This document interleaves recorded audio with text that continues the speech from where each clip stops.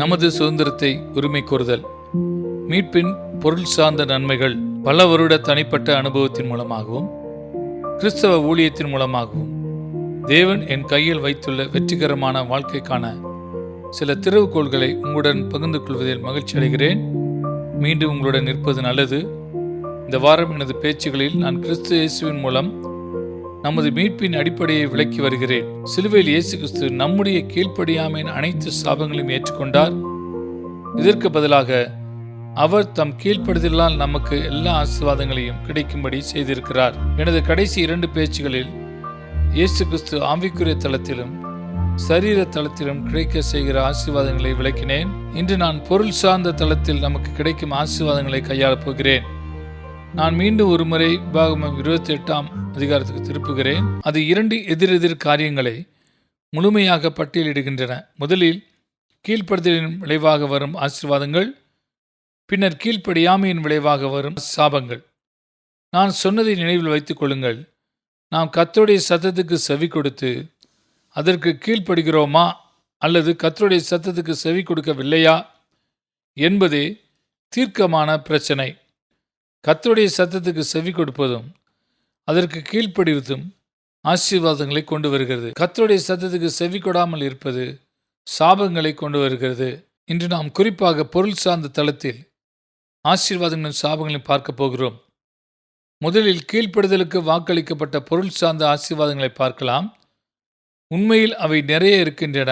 இந்த சுருக்கமான உரையாடலில் அவற்றை விரிவாக பார்ப்பது சாத்தியமில்லை. ஆனால் உபாகமம் 28ஆம் அதிகாரம் 3ஆம் வசனத்திலிருந்து 5ஆம் வசனம் வரைக்கும், உபாகமம் 8ஆம் வசனம் 11ஆம் வசனம் மோசே இங்கே சொல்லியிருக்கிறார். 3ஆம் வசனம், நீ பட்டணத்திலும் ஆசீர்வதிக்கப்பட்டிருப்பாய், வெளியிலும் ஆசீர்வதிக்கப்பட்டிருப்பாய். உன் கர்ப்பத்தின் கனியும் உன் நிலத்தின் கனியும் உன் மாடுகளின் பெருக்கமும் உன் ஆடுகளின் மந்தைகளும் ஆகிய உன் மிருக ஜீவன்களின் பலனும் ஆசீர்வதிக்கப்பட்டிருக்கும். விவசாய சமூகமாக இஸ்ரவேலின் முக்கிய பொருள் உடைமையாகவும் இருந்தது. 5ஆம் வசனம், உன் கூடையும் பிசைகிற உன் தொட்டியும் ஆசீர்வதிக்கப்பட்டிருக்கும். இன்று அது உங்கள் ஷாப்பிங் கடையில் பொருள் வாங்கும் கூடை, உங்களுடைய பர்ஸ், அதாவது பணப்பை என்று சொல்லலாம், இவைகள் ஆசீர்வதிக்கப்படும். கர்த்தர் உன் களஞ்சியங்களிலும் நீ கையிடும் எல்லா வேலைகளிலும் நாம் மேற்கொள்ளும் இதிலும் இருந்து முற்றிலுமாக தைரியத்தை விட்டுவிடவில்லை.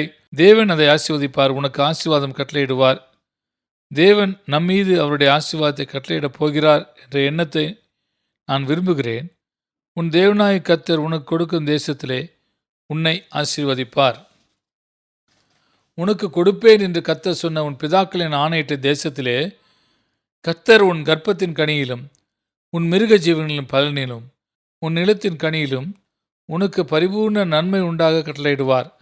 கர்த்தர் உனக்கு பரிபூர்ண நன்மை உண்டாக கட்டளையிடுவார் என்ற பகுதியை கவனிங்கள். செழிப்பில் பெருகும் ஆசீர்வாதம் என்பது தேவனின் சத்தத்தை கேட்டு கீழ்ப்படுவதால் ஏற்படும் ஆசீர்வாதமாகும். உபாகமத்தின் அடுத்த அதிகாரமான உபாகமம் 29:9 மோசே அதே கருப்பொருளுக்கு சுருக்கமாக திரும்புகிறார். அங்கே அவர் இஸ்ரவேலிடம் சொல்வதுதான், இப்பொழுதும் நீங்கள் செய்வதெல்லாம் உங்களுக்கு வாய்க்கும்படி இந்த உடன்படிக்கையின் வார்த்தைகளை கைக்கொண்டு அவைகளின்படி செய்வீர்களாக. ஆகவே தேவனுடைய உடன்படிக்கையின் வார்த்தைகளை கடைபிடிப்பது நாம் செய்யும் எல்லாவற்றிலும் செழிப்பை ஏற்படுத்துகிறது. அது நம் வாழ்வின் எந்த பகுதியிலும் தோல்வி அல்லது விரக்திக்கு இடமளிக்காத அவையே ஆசீர்வாதங்களாகும். இப்போது கீழ்ப்படியாமைக்கான பொருள் சார்ந்த சாபங்களை பார்ப்போம். உபாகமம் 28ஆம் அதிகாரம் 29ஆம் வசனத்துக்கு திருப்புவோம். 29ஆம் வசனம், குருடன் அந்தகாரத்திலே தடவி திரிகிறது போல நீ பட்டப்பகலிலே தடவி கொண்டு திரிவாய். நீங்கள் பார்க்கலாம், வாழ்க்கையில் சரியான வழியை கண்டுபிடிக்க இயலாமை உள்ளது. உன் வழிகளில் ஒன்றும் உனக்கு வாய்க்காதே போகும். கவனியுங்கள், செழிப்பில் பெருகுவது ஒரு ஆசீர்வாதமாக இருப்பது போல நம் வழிகளில் செழிக்காமல் இருப்பது ஒரு சாபமாக இருக்கிறது. பின்னர் இன்னும் முழுமையாக தெளிவாகவும் உபாகமம் 28ஆம் அதிகாரம் 47-48ஆம் வசனத்திலே மோசே அதை மீண்டும் கூறுகிறார். மேலும் இங்கே ஆசீர்வாதமும் சாபமும் நேரடியாக அமைக்கப்பட்டுள்ளது. சகலமும் பரிபூர்ணமாயிருக்கையில் நீ மனமகிழ்ச்சியோடும் களிப்போடும் உன் தேவனாகிய கர்த்தரை சேவியாமல் போனது நிமித்தம்.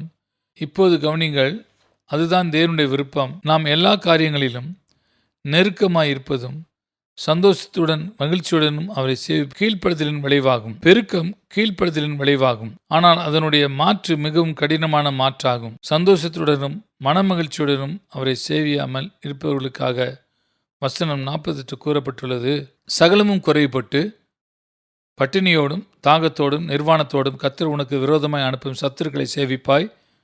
அவர்கள் உன்னை அழித்து தீருமட்டும் இருப்பு நுகத்தடியை உன் கழுத்தின் மேல் போடுவார்கள்.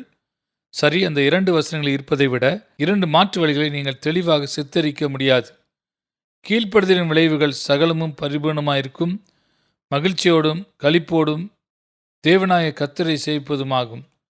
கீழ்ப்படியாமின் விளைவுகள் சகலமும் குறைபட்டு பட்டினியோடும் தாகத்தோடும் நிர்வாணத்தோடும் கர்த்தரை சேவியாமல் நமக்கு விரோதமாக இருக்கும் சத்துருக்களை சேவிப்போம். ஒரு நாள் அந்த வார்த்தைகளை நான் தியானித்துக் கொண்டிருந்த பொழுது இது முழு வறுமையின் விளக்கமாக இருப்பதை கண்டேன். பசியோடு இருப்பவனுக்கு உண்பதற்கு எதுவும் இல்லை, தாகமாய் இருப்பவனுக்கு குடிக்க எதுவும் இல்லை, நிர்வாணமாக இருப்பவனுக்கு அணிய ஆடை எதுவும் இல்லை, மேலும் சகலமும் குறைபட்டிருக்கிறது. அந்த நபர் மிகவும் ஏழ்மை நிலைமையில் இருக்கிறார். பசி, தாகம், நிர்வாணம் மற்றும் எல்லாவற்றிலும் பற்றாக்குறையும் அதைவிட பெரிய வறுமையை கற்பனை செய்வது சாத்தியமில்லை. இதில் முக்கியமாக பார்க்க வேண்டிய விஷயம் என்னவென்றால், வறுமை ஒரு சாபமாக இருக்கிறது.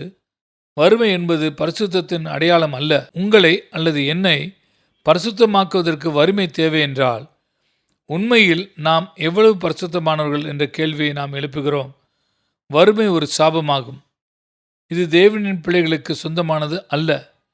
வறுமை தேவனின் பிள்ளைகளுக்கு சொந்தமானதும் அல்ல என்பதை ஒரு நாள் நான் மிகவும் தெளிவாக பார்த்தபோது என் உள்ளத்தில் என்ன ஒரு மகிழ்ச்சியும் விடுதலையும் வந்தது. இது தேவனின் மீட்கப்பட்ட மக்களுக்கானது அல்ல. தேவனின் மீட்கப்பட்ட மக்களுக்கு தேவனுடைய சித்தம் என்னவென்றால், நாம் மனமகிழ்ச்சியோடும் களிப்போடும் அவரை சேவிப்பதாகும்.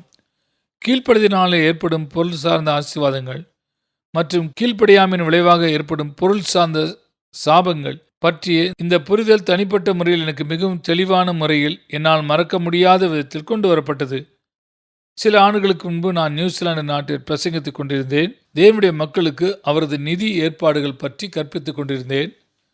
நான் எனது சுருக்கமான குறிப்புகளை தயார் செய்து அதை நான் பின்பற்றி கொண்டிருந்தேன். ஆனால் நான் எனது குறிப்புகளிலிருந்து பேசிக் கொண்டிருந்த பொழுது என் மனதுக்குள் நான் இதுவரை பார்த்திராத ஒன்றை பார்த்து கொண்டிருந்தேன்.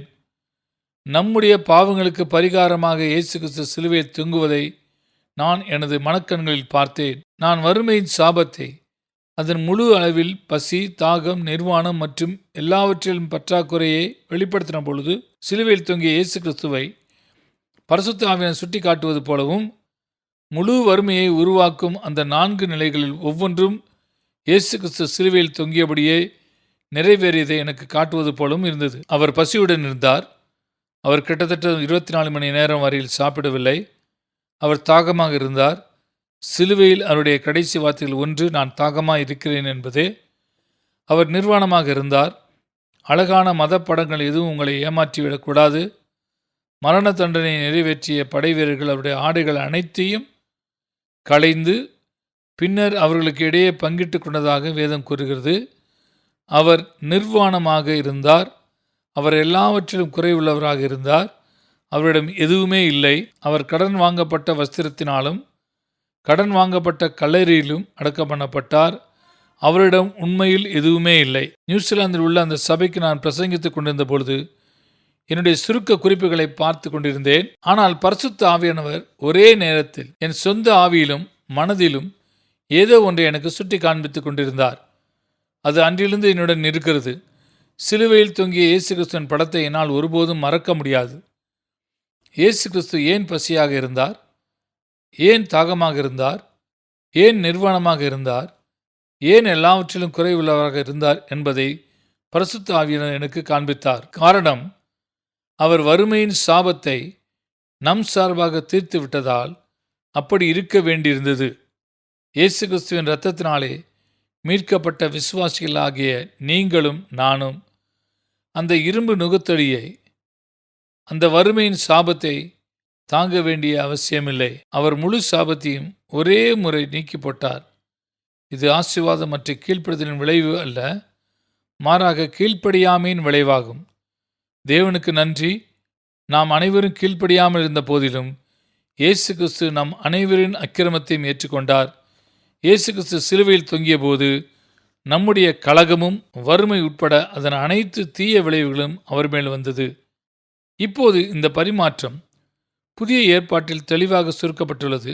2 கொரிந்தியர் 8:9 பொருள் சார்ந்த தளத்தில் பரிமாற்றத்தின் 2 அம்சங்களை பெறுகிறோம். 2 கொரிந்தியர் 8:9 பவுல் கூறுகிறார், 9 நம்முடைய கர்த்தராகிய இயேசு கிறிஸ்துவின் கிருபையை அறிந்திருக்கிறீர்களே. அவர் ஐஸ்வர்யமுள்ளவராயிருந்தும் நீங்கள் அவருடைய தரித்திரத்தினாலே ஐஸ்வர்யவான்களாகும்படிக்கு உங்கள் நிமித்தம் தரித்திரர் ஆனாரே. அங்கு என்ன பரிமாற்றம் நடந்தது? இது மிகவும் தெளிவாக உள்ளது. இயேசு கிறிஸ்து நம்முடைய தரித்திரத்தை அவர் எடுத்துக்கொண்டார். அதன் பொருட்டு அவருடைய செல்வத்தையும் அவருடைய பெருக்கத்தையும் நாம் பெற்றுக்கொள்ளலாம். மேலும் அதுதான் கிருபை. கிருபை இயேசு கிறிஸ்துவின் மூலமாக மட்டுமே வருகிறது. கிருபையை சம்பாதிக்க முடியாது. கிருபையை விசுவாசத்தின் மூலமாக மட்டுமே பெற முடியும். பின்னர் அதன் எதிர்ப்பக்கம் 2 கொரிந்தியர் 1:8 கூறப்பட்டுள்ளது. 8 மேலும் நீங்கள் எல்லாவற்றிலும் எப்பொழுதும் சம்பூர்ணமுடையவர்களாகியும் சகலவித நற்கிரியைகளும் பெருகிறவர்களாக இருக்கும்படியாக தேவன் உங்களிடத்தில் சகலவித கிருபையும் பெருக செய்ய வல்லவராய் இருக்கிறார். மூல கிரேக்கத்தில் அந்த வசனம் ஆச்சரியமாக இருக்கிறது. பெருக்கம் என்ற வார்த்தை 2 முறை வருகிறது. அனைத்தும் அல்லது சகலம் எல்லாம் என்ற வார்த்தை அந்த எபிரேய வசனத்தில் 5 முறை வருகிறது. மேலும் அவை அனைத்தும் சொல்கிறது என்னவென்றால், இதைத்தான் இயேசு கிறிஸ்து நமக்காக பெற்றுக்கொண்டார். நாம் ஆசீர்வாதங்களை பெற்றுக்கொள்ள அவர் வறுமையின் சாபத்தை தீர்த்தார்.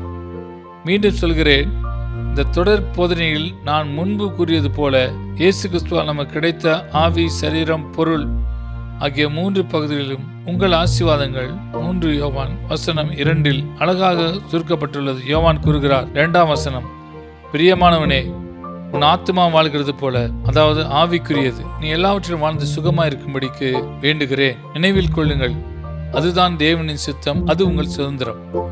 இன்றைக்கு நமது நேரம் முடிந்து விட்டது. திங்கள் முதல் வெள்ளி வரை அதே நேரத்தில் அடுத்த வாரம் மீண்டும் உங்களுடன் வருவேன். அடுத்த வாரமும் நமது சுதந்திரத்தை உரிமை கோருதல் என்ற தலைப்பில் தொடர்கிறேன். ஆமென்.